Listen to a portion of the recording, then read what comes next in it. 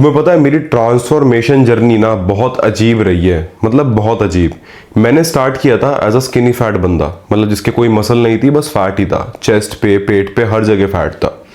ठीक है, तो वो जिम में जाता है, वो डंबल्स उठाता है, बट वो डाइट पे बिल्कुल ध्यान नहीं देता, ना नींद पे ध्यान देता, बाहर का खाना ठूसता है, तो जिससे वो शिवम मोटा हो जाता है, लाइक दिस 115 किलो का।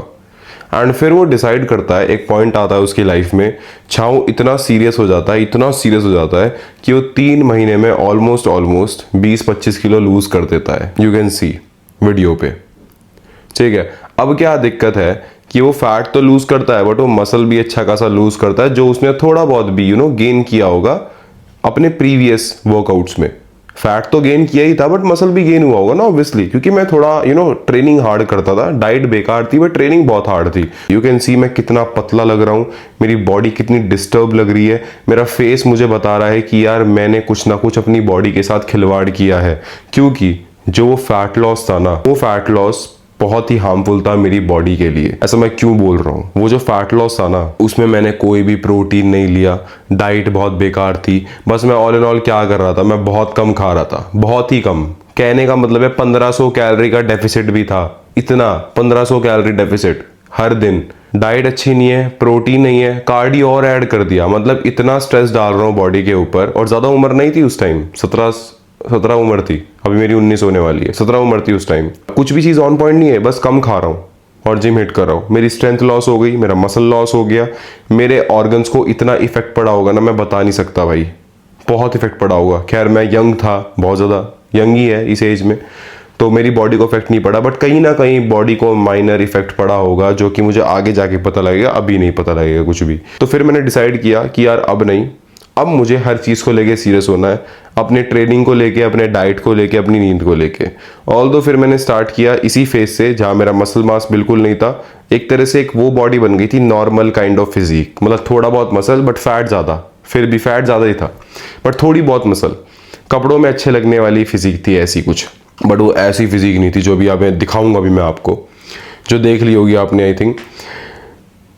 तो उस फिजिक को बनाने के लिए जो मेरी ड्रीम थी, मैं ड्रीम क्या, मुझे चाहिए थी कोई फिजिक ऐसी जो मैं देख के खुश हो सकूं इस फिजिक को, कि हाँ भाई ये मैंने बनाई है। तो फिर मैंने चालू किया, मैंने ट्रेनिंग को पहले सीरियस लेना चालू किया। मुझे समझ में आया अच्छा ट्रेनिंग टिल फेलियर की कितनी ज़्यादा इंपॉर्टेंस है, कि भाई फेलियर तक अगर तुम ट्रेन करते हो तो मसल ज़्यादा टेंशन फील वहीं करती है और वहीं मसल ज़्यादा ग्रो होती है। फिर मैंने ध्यान दिया कि थोड़ा डाइट को इम्प्रूव किया जाए। मैंने सोया चंक्स ऐड किया, शुरू में पनीर ऐड किया क्योंकि पैसे नहीं होते थे। फिर थोड़ा बहुत घर वालों को कन्विंस करना चालू किया, वे प्रोटीन के लिए, एग्स के लिए, और थोड़ा बहुत डाइट का खर्चा निकलवाने के लिए मैंने घर वालों को कन्विंस किया। बिकॉज मेरी फैमिली मुझे बिलीव करती थी, क्योंकि मुझे रिजल्ट मिल रहे थे और उन्हें दिख रहे थे रिजल्ट मेरी बॉडी पे, कि यार ये बंदा सीरियस है जिम को लेके काफ़ी ज़्यादा, एक भी दिन मिस नहीं करता जिम को और पागलों की तरह वर्कआउट करता है, बढ़िया हो रहा है सब कुछ, तो इसे थोड़ा बहुत दे देना चाहिए, कोई बेकार जगह खर्च नहीं कर रहा पैसे। When I started taking way protein and eggs, मेरी फिजिक में अनगिनत बदलाव आए। यहाँ से क्या चीज़ सीखने को मिलती है, अगर तुम ऐसा प्रोटीन सोर्स कंज्यूम करते हो जो हाइयर बायोअवेलेबल होता है ना, तो वो बॉडी में ज़्यादा लगेगा एज कंपेयर टू वो प्रोटीन कंज्यूम कर रहे हो जिसकी बायोअवेलेबिलिटी कम है। अब बायोअवेलेबिलिटी का सिंपल सा मतलब ये है, एक यहाँ पर इंडेक्स देख लो, एक ये चार्ट है, इसको देख लो, तुम्हें पता लग जाएगा, इजीली समझ में आ जाएगा क्या चीज़ मैं कह रहा हूँ।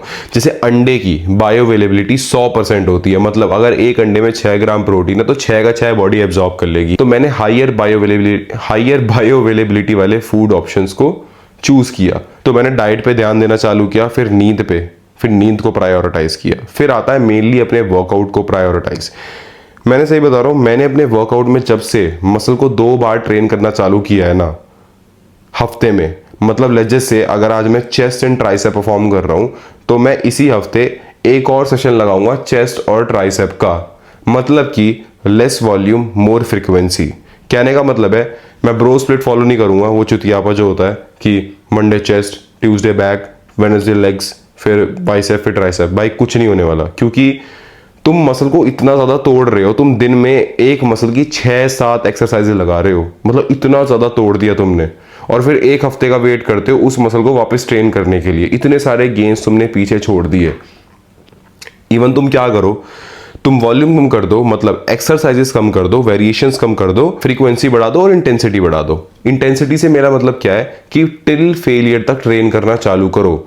रैप रेंज होनी चाहिए 8 से 10 और ऐसा वेट चुनो कि 10वें रैप तक फेलियर आ जाए, उससे ज्यादा तुम पुश कर ही नहीं सकते। तुमने पूरी बॉडी की जान लगा ली, मूवमेंट बिगाड़ ली, बट 10 से ज्यादा रैप नहीं आ रहे, ऐसा वेट चुनना है। उसे हम कहते हैं हाई इंटेंसिटी ट्रेनिंग। तो मैंने जब से ये चीजें अप्लाई करी, मेरे में गेन्स ही गेन्स, फायदा ही फायदा हुआ है मुझे।